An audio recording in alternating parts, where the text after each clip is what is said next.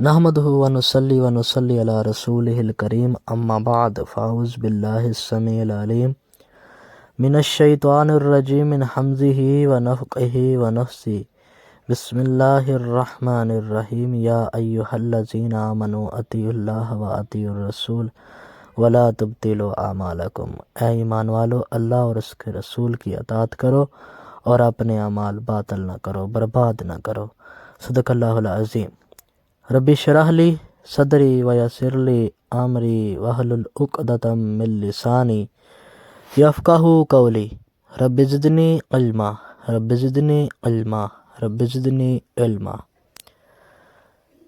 دوستو اور بھائیوں، آپ سب کو میری طرف سے سلام، اور امید کرتا ہوں کہ آپ ٹھیک ہوں گے، اور جو میرے بھائی بیمار ہیں یا کسی مشکل میں مبتلا ہیں، دعا ہے کہ اللہ تعالیٰ ان کو صحت والی، ایمان والی، لمبی زندگی عطا فرمائے، اور کسی بھی اگر مشکل میں مبتلا ہیں تو اللہ ان کی مشکلات کو آسان فرمائے۔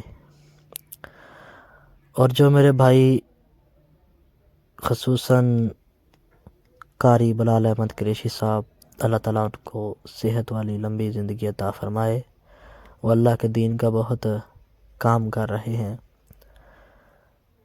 تو بھائیوں کے آگے التماس ہے کہ وہ قاری صاحب کے لیے دعا کریں کہ اللہ تعالیٰ ان کو صحت والی، ایمان والی لمبی زندگی عطا فرمائے، تاکہ اللہ ان سے دین کا زیادہ سے زیادہ کام لے۔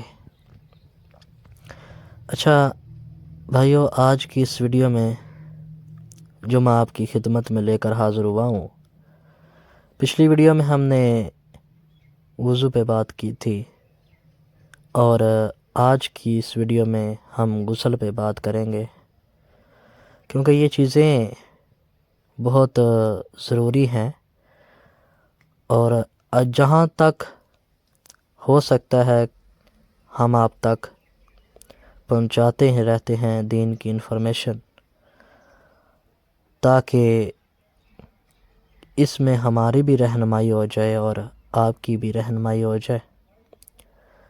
یہ غسل، یہ وضو، یہ جو چیزیں ہیں، یہ ہماری عبادت کے لیے بہت ضروری چیزیں ہیں۔ ہم نے اگر نماز پڑھنی ہے تو اس کے لیے طہارت ہے، جو بھی نیک عمل کرنا ہے تو اس کے لیے طہارت جو ہے وہ بہت ضروری چیز ہے۔ اگر طہارت نہیں ہوگی تو ہماری عبادات اللہ کو قبول نہیں ہوں گی۔ طہارت بہت ضروری چیز ہے۔ ہم نے وضو کے اوپر بات بہت تفصیل سے کر لی تھی۔ آج ہم غسل پہ بات کریں گے کہ غسل ہم پر فرض کیوں ہوتا ہے، اور غسل ہمیں کیسے کرنا چاہیے۔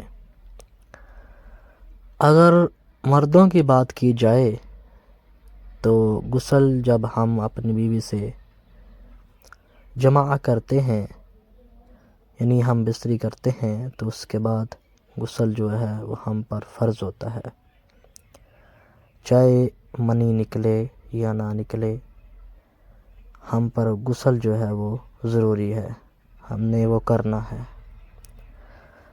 اور نوجوانوں میں سے اگر بات کی جائے تو جب ہم سوتے ہیں تو اس طرح کے اگر کوئی خواب آتا ہے تو جس کی وجہ سے ہمیں احتلام ہو جاتا ہے، منی خارج ہو جاتی ہے، تو اس دوران بھی ہم پر وضو جو ہے وہ کرنا ضروری ہے۔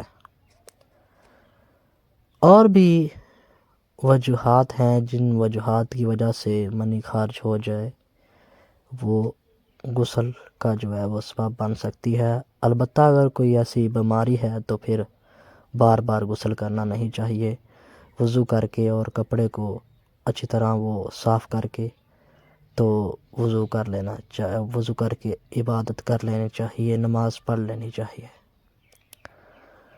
عورتوں کی اگر بات کی جائے تو حیض ہے، جس کے مخصوص دن ہوتے ہیں، ان دوران عورت ناپاک ہوتی ہے، تو حیض کے مخصوص دنوں کے بعد وہ غسل کرے گی، غسل کرنے کے بعد وہ پاک ہو جائے گی، پھر اپنی وہ عبادت میں مصروف ہو سکتی ہے۔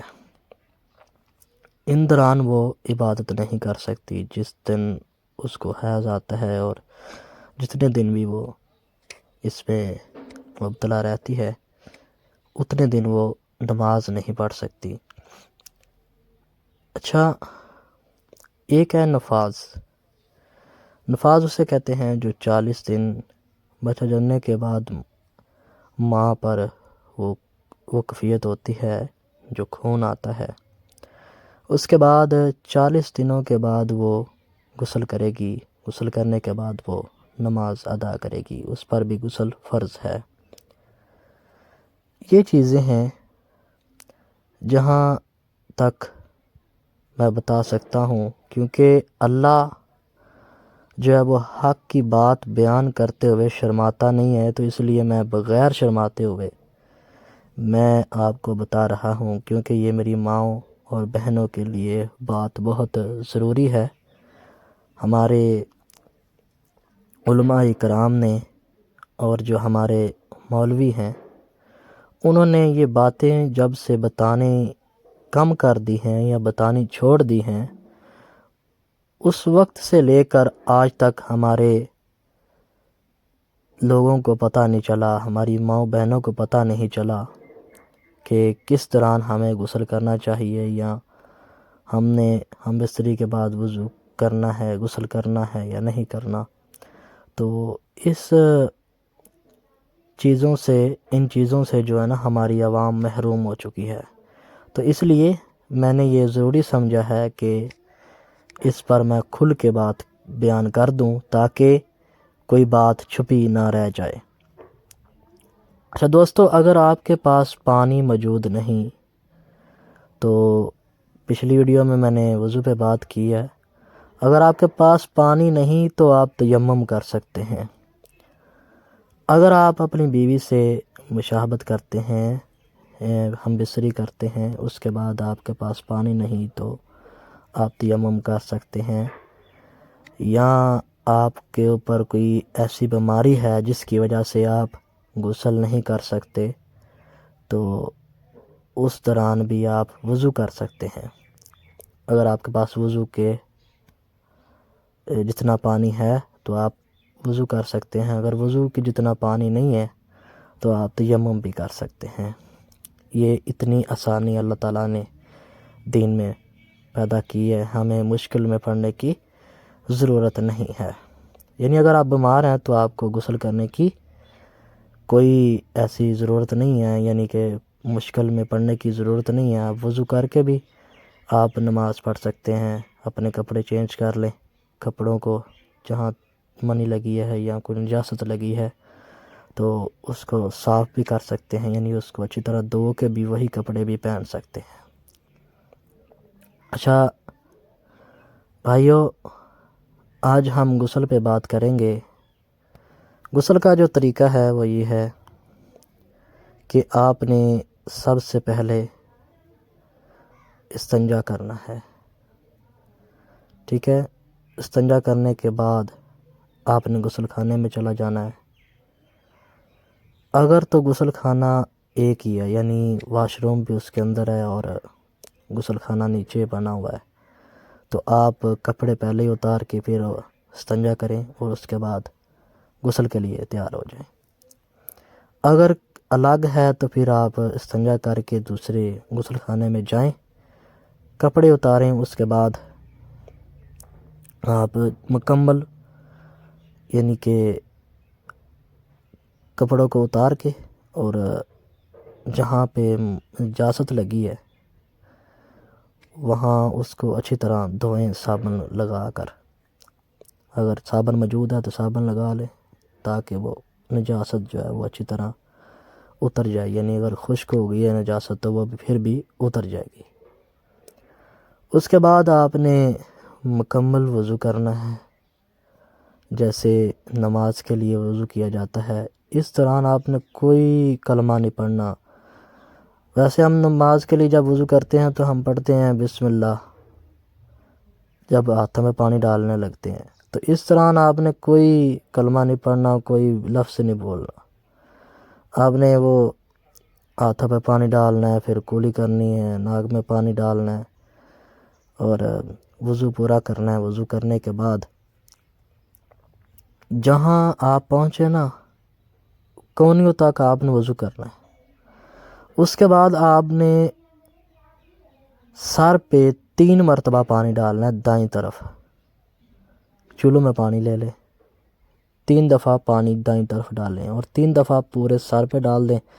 اس طرح آپ کے سر کے جو بال ہیں وہ خشک نہیں رہ جائیں گے. پھر آپ نے پورے جسم پہ پانی بہا لینا ہے، کوئی بال خشک نہ رہ جائے. ایک دفعہ صابن لگا کے اور پوری طرح اس کو نہا لیں تاکہ کوئی چیز خشک نہ رہ جائے. صابن لگانے سے ایک یہ فائدہ ہوگا کہ وہ کوئی یعنی جسم کا کوئی ایسا حصہ نہیں ہے جو خشک رہ جائے گا. وہ صابن لگانے سے بندے کو یہ فائدہ حاصل ہو جاتا ہے. اگر صابن نہیں ہے تو پھر اچھی طرح اپنے آپ کو اوپر بہائیں پانی کہ یہ محسوس کریں کہ آپ کا کوئی جسم کا کوئی بال بھی خشک نہ رہ گیا ہو. اس کے بعد جب آپ مکمل غسل کر چکے ہوں تو اس کے بعد آپ نے پاؤں دھونے ہیں. پاؤں کو آخر پہ دھونا ہے، جو سنت کے مطابق طریقہ بتا رہا ہوں. پاؤں کو دھو کے تو کپڑے پہن کے تو آپ باہر آئیں، آپ کا مکمل وہ غسل جو ہے وہ ہو جاتا ہے. اچھا بھائیو، اگر کوئی آپ کا سوال ہو تو آپ نیچے کمنٹ کر سکتے ہیں. چینل کو اگر آپ نے سبسکرائب نہیں کیا تو کر لیں تاکہ اس طرح کی نئی آنے والی انفارمیشن آپ تک پہنچتی رہے. جزاک اللہ خیرہ. Pause recording.